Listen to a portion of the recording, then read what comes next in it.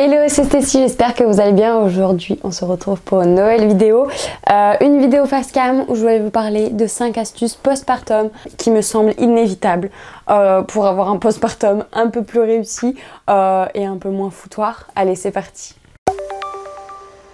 Première astuce, une fois que vous avez accouché, déléguer. Déléguer, s'il vous plaît, déléguer. Demandez du soutien, de l'aide, que ce soit, je sais pas moi, pour tout et n'importe quoi, pour faire vos courses en paix, pour avoir 10 minutes pour vous, enfin 10 minutes, une demi-heure, une heure pour vous, juste histoire de souffler. C'est important aussi du coup d'avoir un petit peu de temps pour vous. Au début, je sais qu'on est grave avec notre bébé tout le temps. Moi, j'ai gardé Jojo pendant 1 an, mais clairement, si je l'avais jamais fait garder, ne serait-ce que genre 2 heures pour m'entraîner ou n'importe, ou juste pour souffler, j'aurais pété les plombs. Plein de fois, mais genre vraiment plein de fois. Après bon, mon cas il est un petit peu différent, mais ouais non, le premier truc le plus important pour moi, ça a été d'apprendre à déléguer et à un peu laisser couler certaines choses, à demander de l'aide. Et pour moi ça pique, genre ça pique beaucoup. Donc franchement, si j'ai vraiment un conseil, c'est ça, parce que t'accouches, t'es crevé, un bébé fait passer nuit, ça se trouve pendant des mois et des mois, toi tu dois gérer tout le reste à côté. Non, sans l'aide des gens, sans l'aide de ta famille, moi sans l'aide de ma meilleure amie et son chéri. Ouais, non, je sais pas comment j'aurais fait, franchement. Donc, vraiment, mon premier conseil, c'est déléguer, apprendre à demander de l'aide, vraiment. Ensuite, astuce numéro 2, préparer des choses à l'avance, surtout que ce soit niveau bouffe, parce qu'il y a plein de fois où je l'ai pas fait et je me suis retrouvée le soir en mode genre éclatée. Il faut que je fasse à manger, bah non, tant pis, je vais pas manger. C'est pas bien, c'est pas du tout conseillé de faire ça, mais combien de fois je me suis retrouvée à genre non, j'ai même pas la force de faire à manger, laisse tomber, je vais aller prendre ma douche et je vais me coucher quoi. Surtout dans les débuts, maintenant ça va un peu mieux quoi, mais dans les débuts c'était, je choisissais soit je mange, soit je me lave, soit je dors, et le reste on s'en fout quoi. Donc préparer à l'avance des tubes, que ce soit au congèle ou bien en mode frais pour les 2-3 jours qui suivent, etc. Parce que franchement, ça peut sauver la vie, je pense. Là, c'est même plus une histoire de genre, c'est juste une astuce. Non, non, c'est une question de vie ou de mort, les gars, là.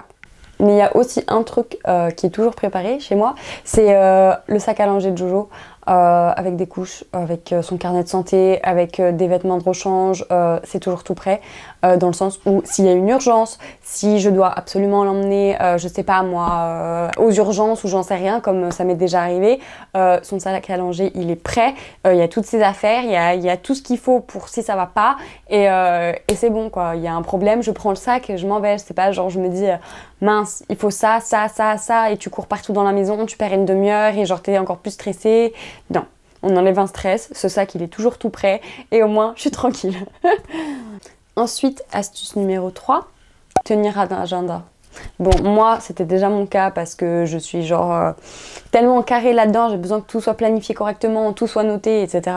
Mais c'est surtout qu'en postpartum, je me suis rendu compte que tu avais beaucoup de troubles de la mémoire, mais genre vraiment, le matin, tu sais plus ce que tu as déjeuné, tu prends des rendez-vous, si tu les notes pas, dans la demi-heure, dans l'heure, dans la journée qui suit, tu sais plus quand tu as rendez-vous, peut-être tu vas te rappeler de l'heure et encore, donc franchement, j'ai déjà loupé un de mes rendez-vous pour Jojo au tout début parce que j'ai oublié de noter, je sais pas ce que j'ai foutu et ça m'est sorti de la tête parce qu'en plus avec le stress, la fatigue, tous les trucs à gérer, si tu ne notes pas tout, tu te retrouves vite débordé. Donc prenez un agenda, prenez un calepin, n'importe quoi et notez tout. Mais même des trucs absurdes, hein, genre notez tout parce que vous seriez capable d'oublier genre un truc complètement stupide mais qui est genre primordial. Donc on note tout. 4e point, reprise du sport en douceur. Une fois qu'on a fait notre rééducation du périnée et des abdos bien évidemment. La reprise du sport c'est important, rien que mentalement en fait.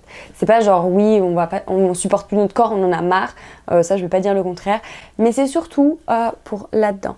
Pour pas exploser, si vous êtes comme moi, vous avez besoin d'évacuer, de vous défouler, d'avoir un petit moment à vous, même si, il y en a pas beaucoup au début. Ouais, reprenez un peu en douceur, mais reprenez quand même dès que vous pouvez.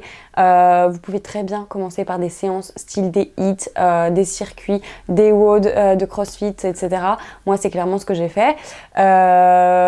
parce que déjà j'avais besoin de m'entraîner, et de deux parce que ce sont des trucs sur des courts temps, entre 10 à 30 minutes par exemple. Tu peux choisir comment tu t'entraînes quoi. Mais c'est surtout que vu que t'as pas le temps, ça doit aller, allez hop, on y va et voilà quoi. Donc c'est un temps qu'on a besoin, mais si on veut optimiser la chose et qu'on veut pas perdre trop de temps et avoir quand même son moment à soi et pouvoir évacuer, on fait des petites séances de sport, mais on fait des petites séances de sport quand même. Je trouve ça méga important, vraiment, vraiment méga important.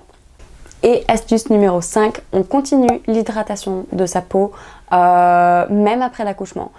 J'ai continué et je continue toujours d'ailleurs, un peu moins régulièrement que les premiers mois, mais je continue toujours d'hydrater la peau de mon ventre parce que j'ai beau avoir accouché, j'ai beau avoir un ventre qui ne grossit plus, ta peau elle a besoin de se remettre en forme. Elle a besoin de se sentir hydratée pour pouvoir se remettre en place, etc. C'est sûr que si tu as la peau toute sèche, etc., ça ne va pas aider. Donc, un conseil, c'est continuer d'hydrater votre bidou. Je pense que c'est aussi pour ça que mes vergetures que j'avais, je ne les vois quasiment pas, même plus pour dire. Pourtant, j'avais tout un petit soleil. Ce qui me reste maintenant, c'est un petit bout de peau dégueulasse au-dessus du nombril. Mais le reste, genre, je m'en suis débarrassée. Et je sais que c'est parce que j'ai hydraté la peau de mon ventre. Parce qu'on peut pas dire que l'alimentation, ce soit... Quoi qui me parle? Voilà quoi.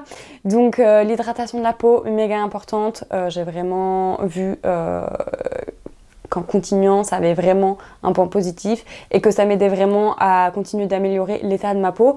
Donc, hydratez-vous la peau. Voilà, on a compris Stécie, merci. C'était donc une petite vidéo très courte, mais je me suis dit que j'avais envie de faire un petit format comme ça pour partager du coup l'expérience que j'ai eue et un peu le recul quand je vois maintenant ce qui a été le plus nécessaire à ma survie. Bref, j'espère que la vidéo vous aura plu. Dites-moi d'ailleurs en commentaire quelles sont vos astuces indispensables en postpartum. Et puis du coup, en attendant une prochaine vidéo, je vous fais des bisous. Ciao!